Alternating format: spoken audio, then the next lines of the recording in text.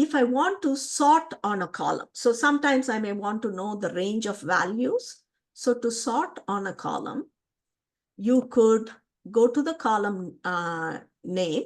When you move your mouse over the column name, you see it gets underlined. Click on the left mouse button and you have all of these options.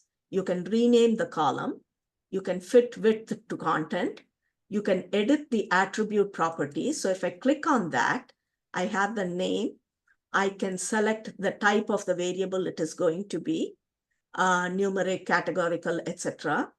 And if I need to specify the units, I can specify that. If it's a decimal number, we can specify the precision to how many decimal places, whether this field should be editable or not, etc. And we can apply all that.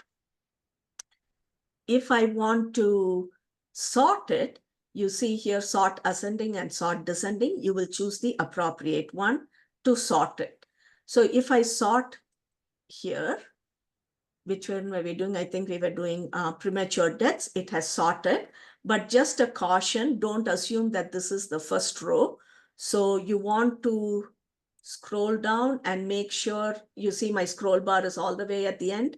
So make sure you go all the way to the top so that you know that you do have the smallest value. So now in this data set, clearly there are some missing values. So they are indicated by NA. And it was intentionally that we did not clean out those missing data. We left it as they are because the data you're dealing with or the students are dealing with may have missing information. And the smallest recorded is 37. And then if I want to see the largest, I can sort it in descending order. And again, make sure that your scroll bar is all the way to the top so that you do know. Okay, that's at the top. And you can see it's 94,251. And don't just go by the amount of space that number is taking on that column. So you can see the 48,839 is occupying more space than 94,000. So don't go just by which one is occupying a larger width, just actually read the numbers.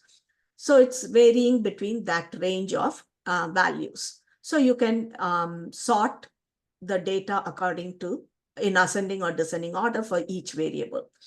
Now, if I did not want to make any of those changes, you can click on this undo button here at the top, and that will undo those changes. So this was the previous sort in ascending. If I did not want that as well, undo, and I'm back at my original data set with Alabama, starting state Alabama, and counties that.